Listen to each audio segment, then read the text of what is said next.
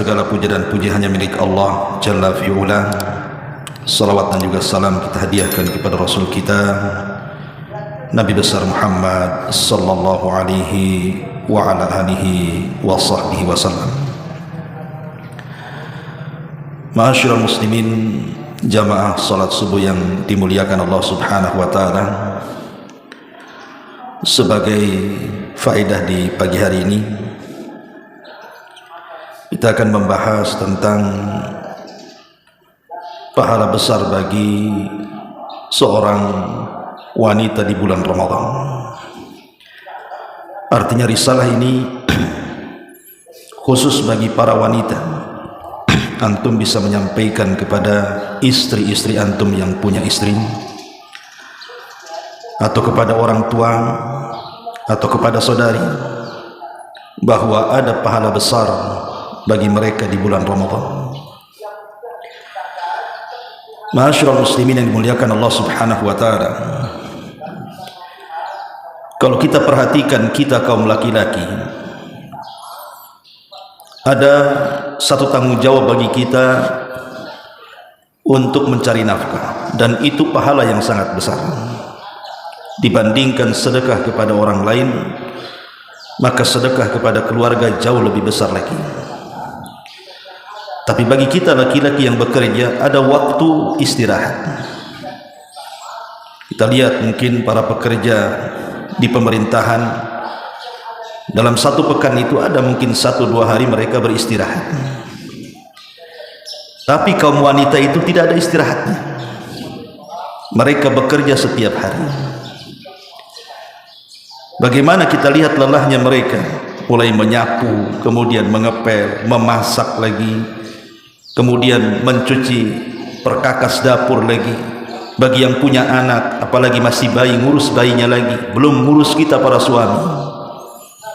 Belum lagi mereka juga punya hak kepada Allah subhanahu wa ta'ala. Mereka juga harus salat 5 waktu. Apalagi di bulan Ramadan, mereka juga tarawih, mereka juga puasa. Lelah kita perhatikan kaum wanita itu dibandingkan kita laki-laki. Tetapi lelahnya mereka itu berpahala besar kalau seandainya para wanita itu cerdas, di mana seluruh pekerjaan dan lelahnya mereka dalam rumah tangga itu memang diniatkan karena Allah subhanahu wa ta'ala, bukan dianggap aktivitas biasa. Kalau hanya sekedar dianggap aktivitas biasa, karena itu memang sudah tugasnya wanita yang nggak dapat apa-apa. Tapi kalau seandainya lelahnya mereka, nyapunya mereka, ngepelnya mereka, masaknya mereka, melayaninya mereka kepada suami-suami mereka, mengurusnya mereka kepada anak-anak, dan begitu seterusnya, itu diniatkan karena Allah subhanahu wa ta'ala, maka semuanya akan menjadi pahala. Sampaikan kepada mereka, semuanya akan jadi pahala besar. Lebih-lebih kalau seandainya itu dilakukan di bulan Ramadan. Coba bayangkan kalau seandainya dalam satu keluarga itu jumlahnya banyak. Di sana ada suaminya, kemudian ada anak-anaknya, mungkin ada yang punya anak 3, 4, 5, 6, 7 sampai 10 umpamanya. Atau mungkin ada beberapa keluarga yang ikut tersangkut juga di rumah kita. Kemudian istri kita, ibu kita memasakkan untuk kita untuk berbuka puasa. Berapa pahala yang akan didapat seorang wanita coba? Nabi SAW mengatakan, man fattara sa'iman kana lahu mithlu ajrihi ghairu annahu la yanqusa min ajri saimi syai'an. Kata Nabi SAW, barang siapa yang memberi makan, memberi iftar bagi orang-orang yang berpuasa, maka dia akan mendapatkan pahala orang yang berpuasa tersebut tanpa mengurangi pahala mereka sedikit pun. Coba bayangkan, istri kita masak untuk kita atau untuk anak-anak kita. Kalau anaknya 10 umpamanya, berapa banyak pahala yang akan didapat seorang wanita itu? Berarti dia mendapatkan pahala puasa kita dari suaminya, belum lagi pahala anak-anak yang berpuasa. Kalau 10 anaknya berpuasa semua, berarti seolah-olah dia berpuasa 10 kali. Artinya besar sekali jasanya seorang wanita ketika melayani kita dan anak-anaknya ketika menyiapkan untuk berbuka puasa itu. Besar pahalanya. Dan ini harus diniatkan. Kasih tahu para wanita itu, niatkan ketika Anda masak, maka niatkan bahwa saya ini masak karena Allah, dan saya masak untuk memberi buka suami istri saya dan mengharap pahala Allah Subhanahu wa taala. Luar biasa. Ini kalau wanitanya cerdas, diniatkan seperti itu, maka dia akan dapat pahala satu keluarga tanpa mengurangi pahala mereka sedikit pun. Ini baru memberi makan orang yang berpuasa dari masakannya. Ma'asyiral muslimin yang dimuliakan Allah Subhanahu wa taala, belum lagi menyediakan sahur. Kita laki-laki ini kadang-kadang tidur saja kan, taunya dibangunkan oleh istri, bangun bang, sahur kan gitu. Atau anak-anak, belum lagi yang sulit bangun, dibangunkan sama istri kita. Dan sudah insting seorang wanita, karena sudah tanggung jawab dia, mesti bangun tuh jam 2, setengah 3, jam 3, karena sudah tanggung jawab dia. Kalau seandainya ketika dia menyiapkan makanan sahur untuk kita itu diniatkan karena Allah, lelah letihnya, kurang tidurnya, maka itu pahala yang sangat besar. Karena bagaimanapun Nabi SAW mengatakan, tasahharu fa inna fi sahurikum barakah. Sahurlah kalian, karena dimakan sahur itu ada keberkahan. Siapa yang membawa berkah kepada kita coba, kalau bukan karena ibu kita yang menyiapkan atau istri kita yang menyiapkan? Betapa banyak barokah yang akan dapat seorang istri ketika membangunkan kita di waktu sahur. Apalagi di waktu sahur itu bertepatan dengan sepertiga malam akhir. Dan sepertiga malam akhir kita tahu hadisnya yang ma'ruf, yanzilu rabbuna ila sama'i dunya fi kulli thuluthil lailil akhir wa dzalika kulla lailatin. Di mana Rabb kita Allah Subhanahu wa taala turun di sepertiga malam akhir.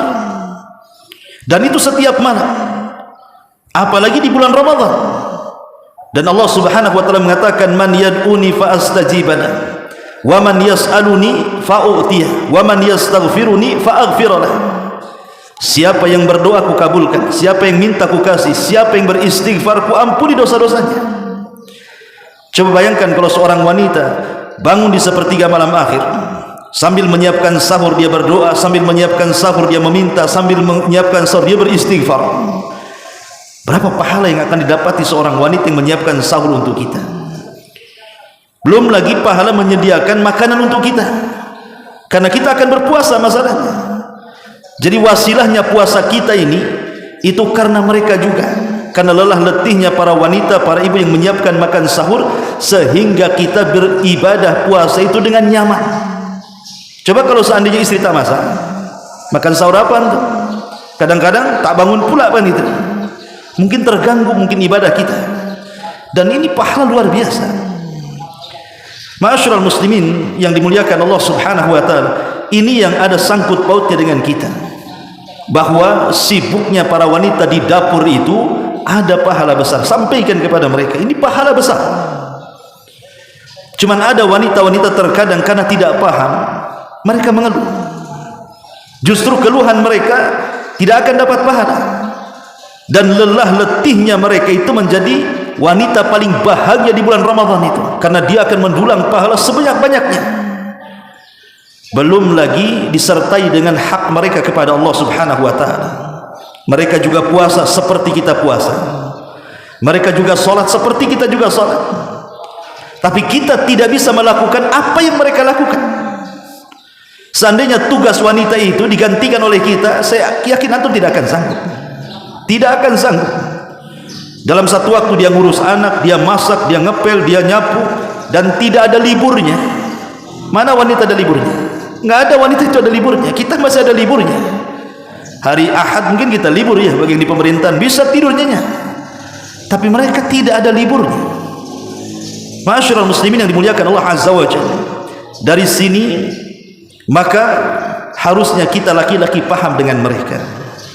Makanya para ulama menasihatkan, tolong bagi para suami, kalau sudah 10 akhir Ramadan, kalau 10 akhir Ramadan, ringankan tugas mereka. Mereka sudah lelah dari awal Ramadan sampai 20 hari.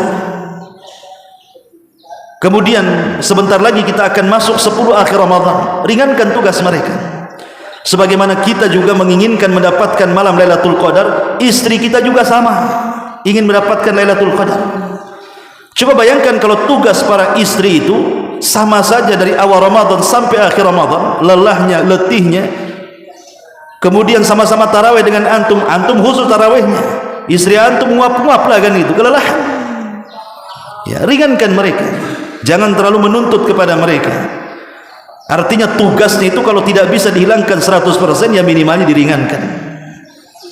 Mungkin ya kalau sekarang kan bisalah kita meringankan mereka, contoh saja menyuci pakaian. Nah, sekarang sudah ada laundry. 10 hari terakhir itu laundrykan saja biar dia enggak lelah. Atau bantu juga menyapu di 10 terakhir Ramadan itu, supaya ketika malamnya menghidupkan malam itu sama-sama tak ngantuk kan itu, sama-sama tak lelah, sehingga satu keluarga mendapatkan Lailatul Qadar. Ini kadang-kadang banyak suami yang tidak berakal kan begitu, membiarkan istrinya ya diberikan tugas sebagaimana tugas mereka. Maka ringankan minimal di 10 terakhir, masa setahun sekali kan gitu, setahun sekali 10 hari saja. Bebaskan mereka dari tugas-tugas itu, minimalnya ringankan, supaya sama-sama bisa khusyuk beribadah kepada Allah Subhanahu wa taala. Ma'asyiral muslimin yang dimuliakan Allah Subhanahu wa taala. Bagaimana bagi para wanita yang haid? Mereka banyak pantangan-pantangan ibadah. Maka wanita-wanita haid juga sebenarnya bisa melakukan aktivitas yang tidak ada larangan dengan kehaidan. Contoh berzikir. Sampaikan kepada mereka, walaupun mereka dilarang sholat, kemudian dilarang puasa, tapi zikir kan tidak dilarang. Maka di bulan Ramadan perbanyak zikir, atau membaca Al-Quran dari handphone. Karena fatwa para ulama, membaca Al-Quran dari mushaf ketika haid dengan membaca Al-Quran dari handphone itu berbeda hukumnya. Kalau membaca Al-Quran dari mushaf, terjadi khilaf para ulama, ada yang membolehkan, ada yang tidak, dan pendapat jumhur mengatakan tidak boleh bagi wanita haid. Tapi kalau dari handphone, ulama kontemporer, karena di zaman Rasul tidak ada handphone, tentu mengambil fatwa ulama kontemporer kan gitu, ulama kekinian. Mereka mengatakan boleh karena handphone itu bukan mushaf. Handphone itu bukan mushaf. Handphone ya handphone. Walaupun dalam handphone itu ada mushaf, tapi tidak dikatakan dia mushaf. Karena bisa dihilangkan, bisa dimunculkan. Makanya para ulama membolehkan wanita haid itu membaca Al-Quran dari mushaf. Dan kalaupun mereka sudah kelelahan, keletihan karena menyapu, mengepel, mencuci, memasak, mencuci perkakas dapur, mengurus anak dan begitu seterusnya, minimalnya kalaupun mereka sudah tidak sanggup membaca Al-Quran, nasihati, di hadapan mereka ada handphone, ada YouTube kan itu, ada program tilawatil Quran, dengarkan. Karena terkadang mendengarkan Al-Quran juga lebih terasa. Nabi SAW itu bukan hanya membaca Quran, tapi terkadang juga mendengarkan Quran.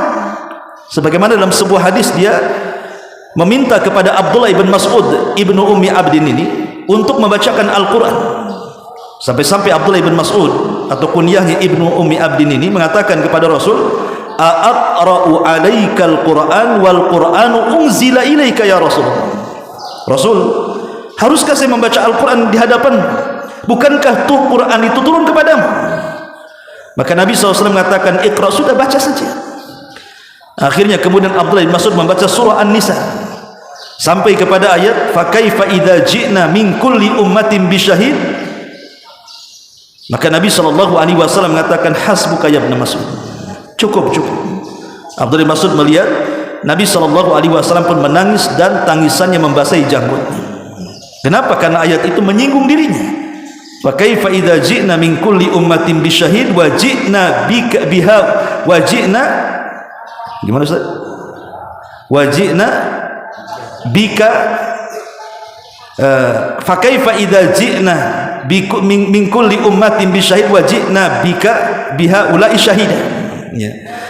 Bagaimana kalau seandainya kami datangkan pada tiap-tiap umat ini seorang saksi, dan engkau akan menjadi saksi bagi mereka. Ketika ayat ini menyinggung Nabi SAW, Rasul langsung menangis dan mengatakan, hasbuk, cukup. Syahidnya adalah Nabi mendengarkan bacaan Al-Quran. Jadi kalau lelah letih karena aktivitas pekerjaan para wanita, bisa mendengarkan Quran ataupun mendengarkan ceramah-ceramah. Yang jelas lewatnya bulan Ramadan itu jangan terlewatkan begitu saja. Bisa berzikir, memperbanyak solawat, memperbanyak istighfar, mendengarkan kajian di YouTube, mendengarkan murattal dan begitu seterusnya. Dan itu juga pahala tersendiri. Jadi sebenarnya wanita dan laki-laki itu sama-sama mendulang pahala besar di bulan Ramadan. Bagi wanita ada amalan khusus bagi mereka, sebagaimana kita laki-laki juga ada amalan khusus. Oleh karena itulah ma'asyiral muslimin yang dimuliakan Allah Azza wa Jalla, sampaikan kepada istri-istri kita bahwa di dapurnya, lelah letihnya mereka di dapur itu ada pahala besar, dan semua akan dicatat di hadapan Allah Subhanahu wa taala, dan semua ada balasannya. Al jazaa min jinsil amal. Semua balasan itu sesuai dengan pekerjaannya, tergantung niatnya. Innamal a'malu binniyat. Amal itu ditentukan dengan niatnya. Wa innamal likulli imri'in ma nawa. Dan dibalas dan tidaknya sebuah amal juga ditentukan niatnya. Maka sampaikan kepada mereka, luruskan niat di bulan Ramadan, bahwa lelahnya letihnya kalau diniatkan karena Allah, insyaallah semua berpahala. Karena memang dalam kehidupan ini kan ada waktu-waktunya orang itu semangat, ikhwan. Makanya kata Abdullah bin Mas'ud radhiyallahu anhu, dia mengatakan apa? Manusia itu ada waktu ikbal, ada waktu idbar. Ada waktu orang itu semangat, ikbal namanya. Hati ini melihat ibadah itu semangat sekali. Ya baca Quran semangat, ya salat malam semangat, berzikir semangat. Ada waktu-waktunya orang itu bersemangat luar biasa. Tapi ada waktu-waktunya idbar, futur.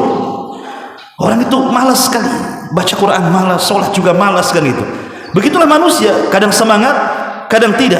Makanya Rasul mengatakan likulli surratin fatrah, wa likulli fatratin surrah.